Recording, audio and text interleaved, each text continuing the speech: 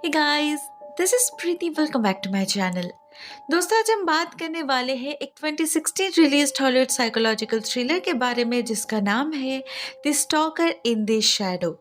इस कहानी की शुरुआत होती है एक ब्यूटीफुल लेडी ग्रेस और उसके हस्बैंड हार्वे को दिखाते हुए जो एक साथ कहीं जा रहे थे, लेकिन उनका मूड बिल्कुल भी अच्छा नहीं था। किसी बात को लेकर झगड़ रहे थे दोनों।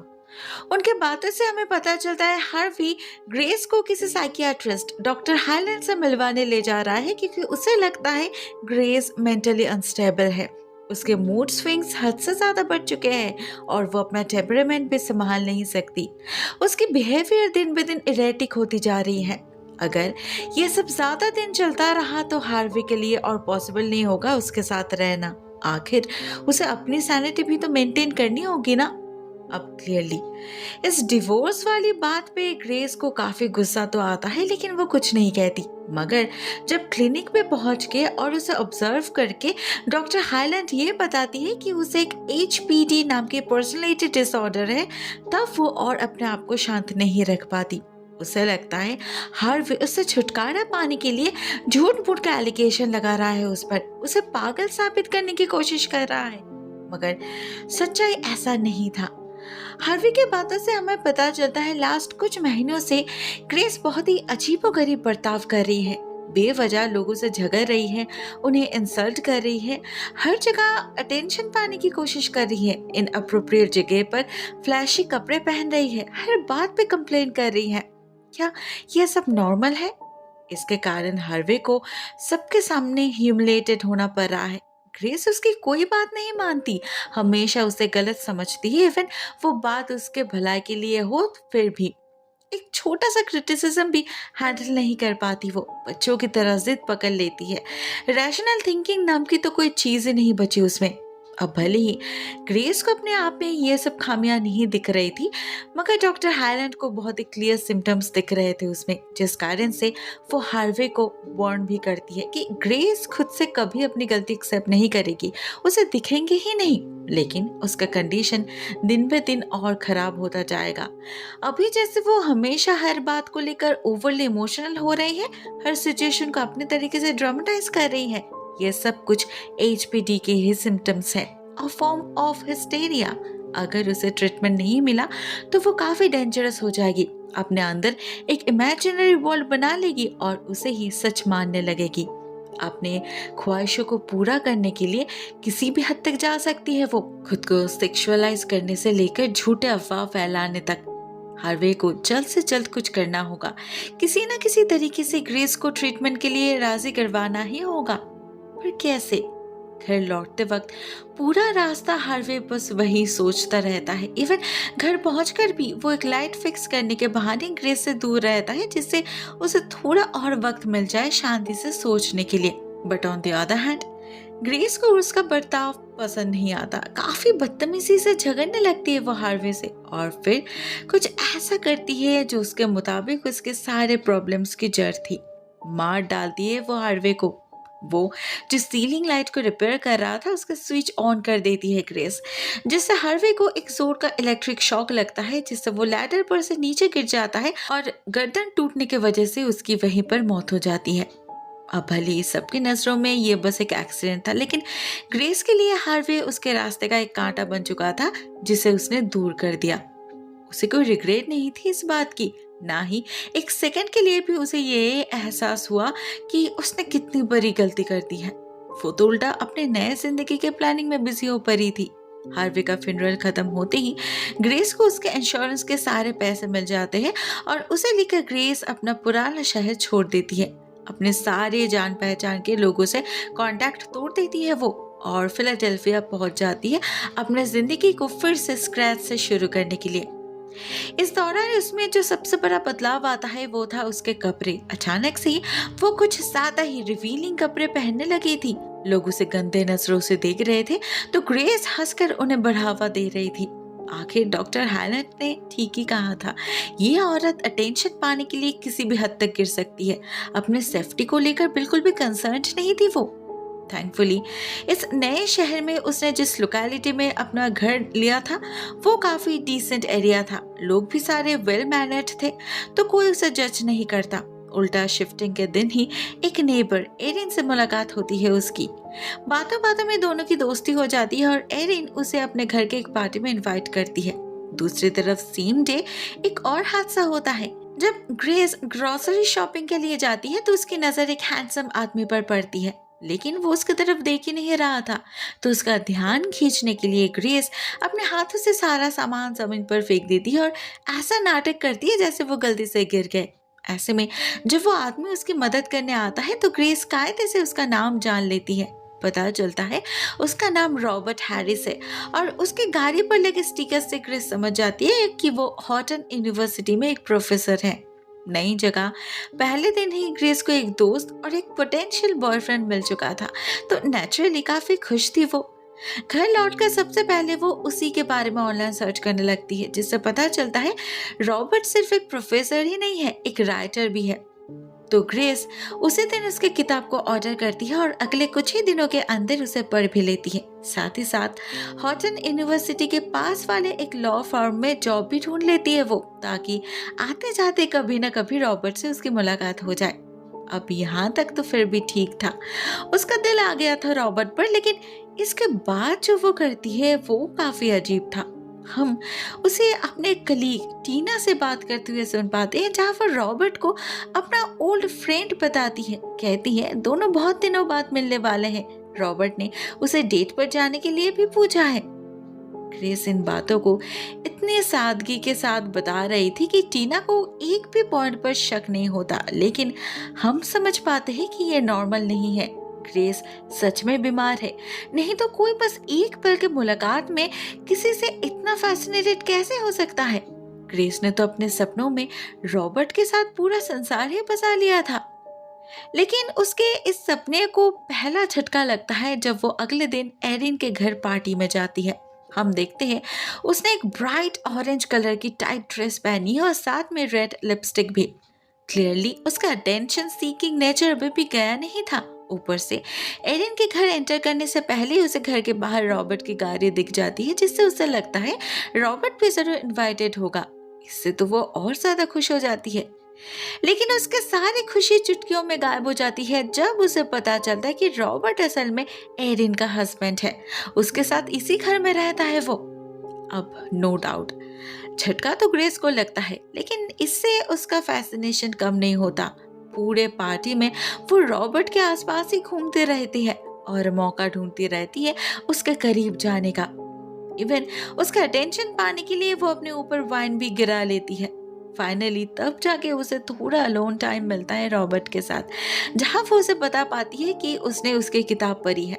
लेकिन उससे रॉबर्ट कुछ खास इम्प्रेस नहीं होता, ना ग्रेस की खूबसूरती उस पर कोई जादू कर पाती है। रॉबर्ट सच में एक ट्रू जेंटलमैन था, साथ में एरिन के प्रति लॉयल भी।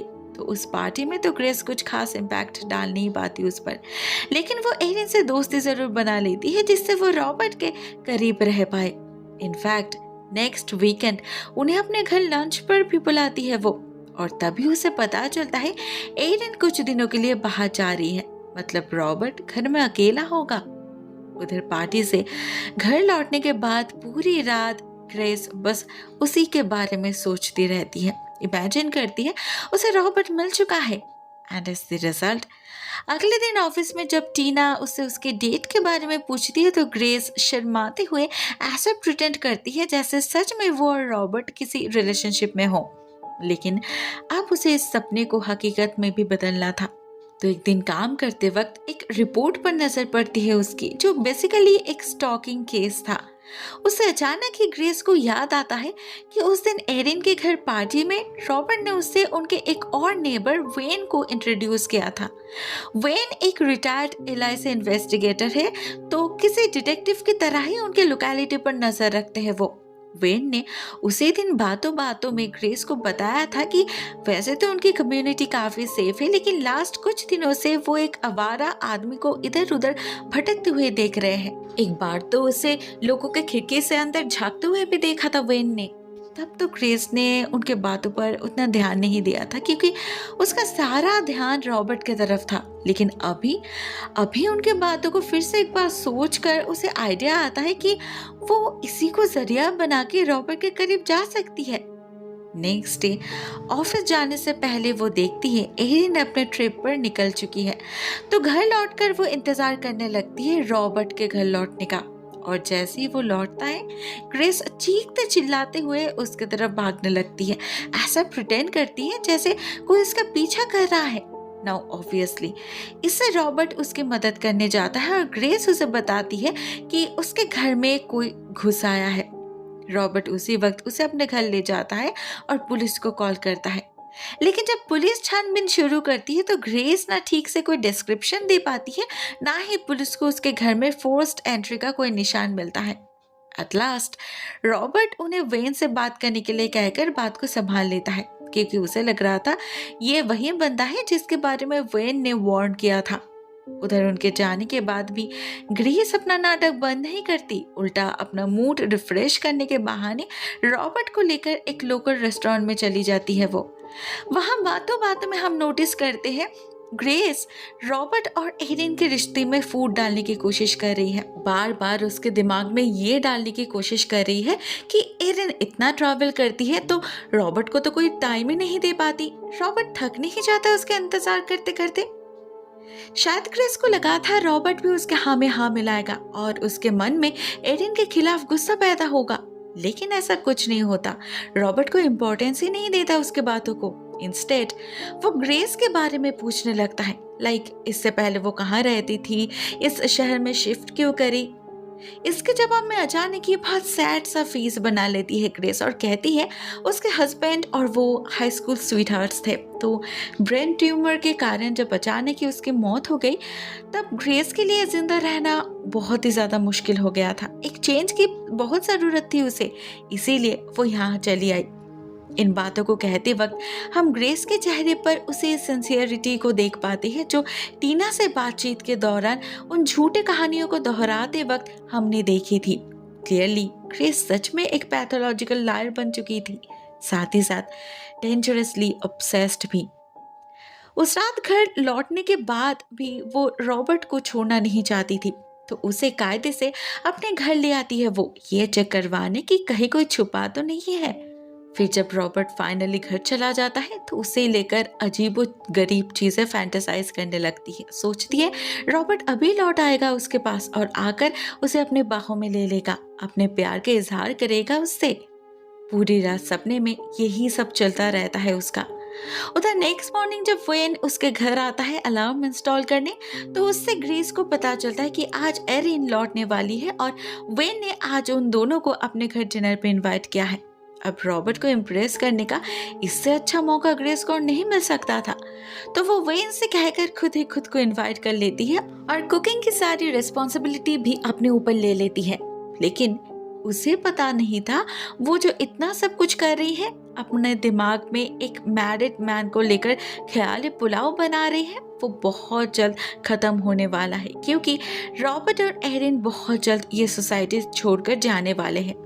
एक्चुअली उस दिन एरिन के घर लौटने के बाद रॉबर्ट को पता चलता है उसे एक बहुत बड़ी प्रमोशन मिली है, लेकिन उसके बदले एरिन को बाल्टीमोर शिफ्ट करना होगा और वो जाएगी तो रॉबर्ट भी उसके साथ ही जाएगा। इसमें कोई कंफ्यूजन नहीं था उसके मन में। मगर जब यही बात रात में वेन के घर डिनर टेबल पे उठती है तो ग्रेस एकदम से हड़बड़ा जाती है। खुद को शांत करने की बहुत कोशिश करती है वो, लेकिन फिर भी अपने इमोशंस को छुपा नहीं पाती।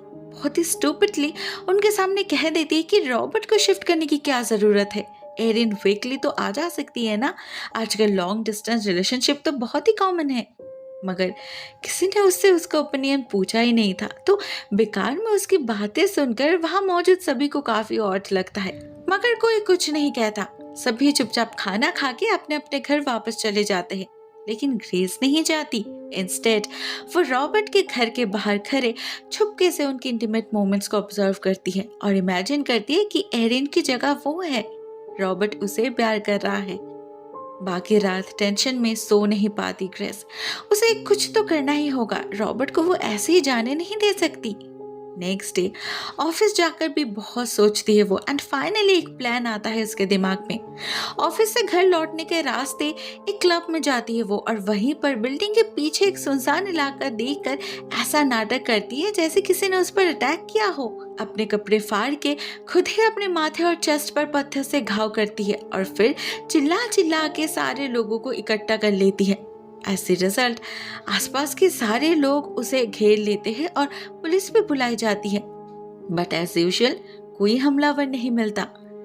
उसे फर्स्ट एड के लिए हॉस्पिटल ले जाया जाता है और वहां से वो कॉल करती है रॉबर्ट को उसे घर ले जाने के लिए, क्योंकि उसे पता था आज भी एरिन घर नहीं रहेगी, तो वो इस मौके का फायदा उठाना चाहती थी। गाड़ी में पूरा रास्ता वो रॉबर्ट के सामने इमोशनली हेल्पलेस दिखाती है, खुद को लोनली दिखाती है और बार बार ये कहती रहती है कि सिर्फ रॉबर्ट के साथ ही वो खुद को सेफ फील करती है। लेकिन ठीक इसी पॉइंट पे रॉबर्ट उसे ये भी कंफर्म कर देता है कि वो लोग सच में बाल्टीमोर शिफ्ट कर रहे हैं, वो भी बहुत जल्द। अब इससे तो लिटरली झटका लगता है ग्रेस को। वो समझ जाती है ऐसे छोटे मोटे नाटक से काम नहीं चलेगा, उसे कुछ बहुत बड़ा करना होगा, कुछ ऐसा जिससे प्रॉब्लम्स जड़ से ही खत्म हो जाए। लेकिन इस चक्कर में वो आज रात का एक्सपीरियंस खराब करना नहीं चाहती थी। रॉबर्ट ने एरिन से बात करके ये डिसाइड कर लिया था कि ग्रेस आज रात उनके गेस्ट हाउस में ही रुकेगी, क्योंकि उसे लग रहा था कि ग्रेस जिस ट्रॉमा से गुजर रही है उसके बाद उसे एक पीसफुल नाइट की जरूरत होगी, वो भी किसी ऐसी जगह जहां वो सेफ फील कर सके। अब बेचारे रॉबर्ट तो एक अच्छे नेबर होने की हर फर्ज अदा कर रहा था, लेकिन ग्रेस उसके इन्हीं एटिकेट का गलत मतलब निकाल रही थी। उसे लग रहा था रॉबर्ट भी धीरे धीरे उसकी तरफ अट्रैक्टेड हो रहा है।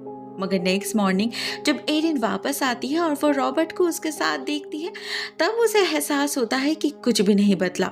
एरिन जब तक जिंदा है वो रॉबर्ट के मन में अपनी जगह कभी बना नहीं पाएगी, उसे इसका कोई परमानेंट सोल्यूशन ढूंढना ही पड़ेगा। अब प्लानिंग तो ग्रेस ने ऑलरेडी कर लिया था, जिसे पूरा करने के लिए वो ऑफिस से सिक लीव तक ले लेती है और फिर एरिन को फॉलो करने लगती है। फिर एरिन जब देर रात अपने ऑफिस का सारा काम खत्म करके पार्किंग लॉट में आ पहुंचती है घर जाने के लिए, ठीक तभी ग्रेस पीछे से आकर उसके माथे पर वार कर देती है। रात काफी हो चुकी थी तो आसपास बिल्कुल सन्नाटा था, किसी को कुछ पता ही नहीं चलता, ना कोई ग्रेस को देख पाता है इतना बड़ा कांड करते हुए, ना ही बेचारे एरिन को। वहां परे परे एक्सेसिव ब्लीडिंग की वजह से बेचारे की मौत हो जाती है। उधर घर लौटने के बाद ग्रेस तो लिटरली खुशी से नाचने लगी थी, पागल की तरह हंसने लगी थी वो, ऐसे कोई बहुत बड़ी जीत हासिल कर ली हो उसने। आखिर फिर से एक बार उसने अपने रास्ते से कांटे को जो उठाकर फेंक दिया था। खुशी के मारे वो अगले दिन ही चली जाती है शॉपिंग करने, एरिन के फ्यूनरल में पहनने के लिए उसे कपड़े जो चाहिए थे। इवन फ्यूनरल के दिन तो वो सिंगल हैंडेडली सब कुछ संभालती है, ऐसे वो घर रॉबर्ट के नहीं उसका हो। रॉबर्ट को अपने हाथों से फूड भी सर्व करती है और जितना हो सके उसके करीब ही रहती है। उसे लगा था जब सभी लोग चले जाएंगे रॉबर्ट बिल्कुल अकेला होगा, तब उस वल्नरेबल मोमेंट का फायदा उठाकर वो रॉबर्ट के और करीब जा पाएगी। लेकिन उसे पता चलता है रॉबर्ट के कुछ दोस्त उसे अगले दिन ही अपने साथ कहीं घुमाने लेकर जा रहे हैं। इससे तो उसका सारा प्लान ही फ्लॉप कर जाता है। वो रॉबर्ट को कन्विंस भी नहीं कर पाती ना जाने के लिए, क्योंकि जब तक वो किचन का सारा काम खत्म करके फ्री होती है तब तक रॉबर्ट सो चुका था। ऑनेस्टली ग्रेस काफी अपसेट हो चुकी थी उसके बर्ताव से। आखिर उसने इतना कुछ किया, इतना बड़ा रिस्क लिया, उसके बदले में उसे ये मिला, इग्नोरेंस। लेकिन जब नेक्स्ट डे रॉबर्ट का उसके पास कॉल आता है और रॉबर्ट उसे थैंक्स कहता है, तब चुटकियों में उसका मूड ठीक हो जाता है और वो रॉबर्ट से ये भी जान लेती है कि उसका स्पेयर की कहाँ पर है, ताकि वो उसके एब्सेंस में उसका घर क्लीन कर रख सके और उसके आने से पहले उसके लिए खाना भी रेडी रख सके। उधर इन सब चक्करों में उसे याद ही नहीं रहता कि उसने सीक लीव के नाम पर ऑफिस से कितने दिनों की छुट्टी ले रखी है। फाइनल एक दिन टीना आती है उसके लिए ग्रोसरी लेकर। बहुत देर तक दरवाजे पर नॉक भी करती है, लेकिन ग्रेस कोई रिस्पॉन्स नहीं करती। इससे टीना को लगता है वो घर में नहीं है, तो टीना भी वापस जाने लगती है। मगर ठीक इसी पॉइंट पे वेन उसे देख लेता है और टीना से पूछने पर वो सब कुछ बता देती है, जबकि वेन क्लियरली देख पा रहा था कि ग्रेस कर्टन के पीछे से उन्हें ही देख रही है। मगर जब वो घर में ही है तो वो बाहर क्यों नहीं आई? उसके इस बर्ताव का कारण वेन को तो समझ नहीं आता, पर शक जरूर होता है। इसीलिए जब उसी दिन वो ग्रेस को देर रात रॉबर्ट के घर एंटर करते हुए देखता है, वो उसका पीछा करने से खुद को रोक नहीं पाता। खिड़की के बाहर से वो चोरी छुपे देखता है ग्रेस रॉबर्ट के फोटो फ्रेम से उसकी फोटोज क्लिक कर रही है, वो भी एरिन के फेस को कवर करके। भला कोई ऐसा क्यों करेगा? वेन बिल्कुल श्योर हो जाता है इस लड़की का इंटेंशन कुछ ठीक नहीं है। फ्यूनरल के दिन भी उसने देखा था उसे रॉबर्ट का कुछ ज्यादा ही ख्याल रखते हुए। तब तो ज्यादा ध्यान नहीं दिया था वेन ने, लेकिन अभी ये सब कुछ देखकर उसे सीरियसली डाउट होने लगा था ग्रेस पर। उधर वो जब अपने घर की तरफ लौट रहे थे तब ग्रेस भी उसे देख लेती है और उसके हड़बड़ी में जाने के तरीके से ही ग्रेस को समझ आ जाता है कि उसने जरूर कुछ देख लिया है। मगर उससे ग्रेस को कोई फर्क नहीं पड़ता, वो तो अपने धुन में सवार थी। नेक्स्ट डे रॉबर्ट घर लौटने वाला था, तो उसे ट्रैप करने के लिए नेक्स्ट प्लान जो रेडी करना था ग्रेस को। मगर उससे पहले वो अपने मैनेजर को एक रेजिग्नेशन लेटर मेल कर देती है ताकि कोई और उसे डिस्टर्ब करने ना आए। अभी वो अपना सारा फोकस सिर्फ और सिर्फ रॉबर्ट पर ही डालना चाहती थी, और वैसे भी पैसे की ज़रूरत तो उसे थी ही नहीं। हार्वे की इंश्योरेंस से मोटे रकम का पैसा मिला था उसे। काम तो वो बस दिखावे के लिए कर रही थी। उसे पता था रॉबर्ट उसे थैंक्स कहने उसके घर जरूर आएगा। उसने उसके लिए इतना सारा खाना जो रखा है फ्रिज में, होता भी वही। रॉबर्ट आता है और ग्रेस अपना नेक्स्ट चाल चालती है। रॉबर्ट से कहती है कोई कल रात से उसे कॉल कर करके डिस्टर्ब कर रहा है, 30 से भी ज्यादा वॉइस मैसेजेस छोड़ा है, बहुत ही गंदे गंदे शब्दों में, और उसे लगता है ये वही शख्स है जिसने उस रात उस पर अटैक किया था। यहाँ पर तो उसने क्लियरली उसे धमकाया भी है कि अगर ग्रेस ने उसका कॉल रिसीव नहीं किया तो उसके साथ कुछ बहुत बुरा होगा, उस रात से भी बुरा। रॉबर्ट तो लिटरली शॉक्ड रह जाता है इन मैसेजेस को सुनकर, स्पेशली जब ग्रेस बताती है कि उसने पुलिस को भी इन्फॉर्म किया है लेकिन वो कुछ नहीं कर रहे। तब तो और माथा गर्म हो जाता है रॉबर्ट का। एक्चुअली उसे बार बार यही लग रहा था कि एरिन को भी जरूर ऐसे ही किसी गुंडे मवाली ने मारा है। उसे तो वो बचा नहीं पाया, लेकिन ग्रेस को वो कुछ होने देना नहीं चाहता था। तो वो खुद ही उस नंबर को ऑनलाइन सर्च करता है, जिससे उसे पता चलता है ये शहर के बाहर किसी गैस स्टेशन का नंबर है। तो वो और देर नहीं करता, उसी रात ग्रेस को लेकर वहां जा पहुंचता है और वहां काम करने वाले आदमी को पुलिस के नाम से डराकर सच्चाई पता लगाता है। सरप्राइजिंगली वो बंदा तो ग्रेस को जानता तक नहीं था। वो बताता है किसी एनोनिमस पर्सन ने उसे ऑनलाइन कांटेक्ट किया था और $50 ऑफर किया था ग्रेस के नंबर पे 30 मैसेजेस भेजने के लिए। उसे लगा था ये कोई प्रैंक होगा तो उसने हाँ कर दिया था। आखिर बात $50 की थी, वो मना कैसे करता? अब उसकी बातें सुनकर रॉबर्ट को लगता है कि ये जरूर उसी स्टॉकर का काम है, लेकिन ये काम तो असल में ग्रेस का था। उसने सोचा नहीं था रॉबर्ट यहाँ तक पहुंच जाएगा, बट थैंकफुली उसे कुछ पता नहीं चला था। इन अ वे ग्रेस का प्लान सक्सेसफुल रहा। इसके साथ साथ वहां जाने से उसका एक और काम भी होता है। उसे रॉबर्ट से पता चलता है कि कल उसका एक बुक साइनिंग प्रोग्राम है, तो ग्रेस भी उसके साथ जाने की रिक्वेस्ट करती है। उसे रॉबर्ट के साथ वक्त बिताने से मतलब था, जगह कहीं भी हो। So as decided, next day वो सुबह सुबह तैयार होकर निकल पड़ती है और रॉबर्ट के पास जाके ऐसे खड़े रहती है जैसे वो उसकी बीवी हो। उसे लग रहा था वो अपने मिशन पे कामयाब हो रही है, एरिन की जगह ले रही है वो। मगर उसे तो पता ही नहीं था कि उसके पीठ पीछे भी बहुत कुछ चल रहा है। बहुत जल्द उसका भांडा फूटने वाला है। वेन को उसकी सच्चाई पता चल चुकी है। एक्चुअली उस रात ग्रेस को रॉबर्ट के घर में देखने के बाद से ही वेन ने ग्रेस के खिलाफ अपना इन्वेस्टिगेशन स्टार्ट कर दिया था। सबसे पहले वो ग्रेस के घर के ओनर से मिलने जाता है, उसका रेंटल पेपर्स चेक करने, जिससे उसे उसके ऑफिस का एड्रेस मिलता है। और जब वो उसके ऑफिस में जाकर टीना से बात करते हैं तो पता चलता है ग्रेस ने कभी उससे किसी स्टॉकर के बारे में बताई ही नहीं थी। वो तो हर वक्त अपने बॉयफ्रेंड के बारे में बात करती रहती थी। अब इस बॉयफ्रेंड वाली बात पर वेन को थोड़ा अजीब लगता है, क्योंकि ग्रेस ने हमेशा खुद को सिंगल ही बताई थी। फिर जब टीना कहती है उसके बॉयफ्रेंड का नाम रॉबर्ट हैरिस है, हॉटन यूनिवर्सिटी में प्रोफेसर है वो, तब वो इनको लगता है 440 वोल्ट का झटका। वो समझ जाते हैं उनका शक सही था, ग्रेस रॉबर्ट को लेकर ऑब्सेस्ड है। वो घर आते हैं और रॉबर्ट को इसके बारे में वार्न करने की कोशिश करते हैं, लेकिन रॉबर्ट तब बुक साइनिंग प्रोग्राम में बिजी थे और उसका बैग ग्रेस के पास था। ऑलरेडी ग्रेस को टीना का कॉल आ चुका था और उसे पता चल चुका था वेन उसके ऑफिस में गया था। तो जब वो रॉबर्ट के मोबाइल पे वेन का कॉल आते हुए देखती है तब उसे शक होता है। वो कॉल रिसीव नहीं करती। फिर जब वेन मैसेज करता है वो भी डिलीट कर देती है ग्रेस, रॉबर्ट को कुछ भी इन्फॉर्म किए बिना ही, क्योंकि उस मैसेज में वेन ने रॉबर्ट को उसे कांटेक्ट करने के लिए कहा था, उसे ग्रेस के बारे में कुछ बताना था, वो भी अर्जेंटली। अब इसे देखकर ग्रेस को समझने में देर नहीं लगती कि उसका पर्दाफाश हो चुका है, लेकिन वो किसी भी कीमत पे रॉबर्ट को सच्चाई के करीब भी जाने देना नहीं चाहती थी। इसीलिए उसे जो करना पड़ता है वो करती है। उसी रात वेन के घर जाकर काम तमाम कर देती है उसका।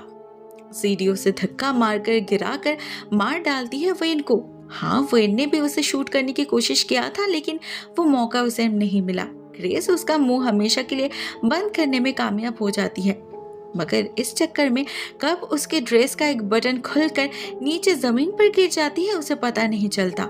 पता चलता है घर वापस आकर, लेकिन तब तक बहुत लेट हो चुकी थी। रॉबर्ट पहुंच चुका था वेन के घर और उसके लाश को देखकर पुलिस को इन्फॉर्म भी कर चुका था।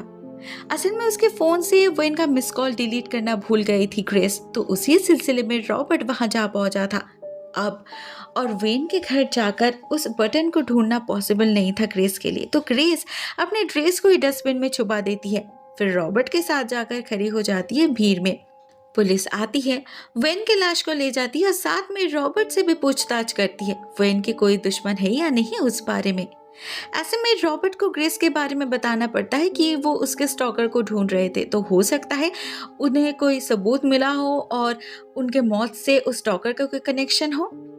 अब इससे पुलिस को तो इंस्टेंटली कोई मदद नहीं होती, क्योंकि असल में तो कोई स्टॉकर था ही नहीं, लेकिन इनडायरेक्टली ग्रेस के बारे में पता करते वक्त उन्हें उसके हस्बैंड के एक्सीडेंटल डेथ के बारे में पता चलता है। और नेक्स्ट डे रॉबर्ट से बातचीत के दौरान वो ऑफिसर उसे वो बता भी देते हैं, जिसे सुनकर रॉबर्ट को पहले तो बहुत अजीब लगता है, क्योंकि ग्रेस ने उससे कहा था उसके हस्बैंड की मौत ब्रेन ट्यूमर की वजह से हुई थी, तो ग्रेस ने उससे झूठ कहा था, पर क्यों?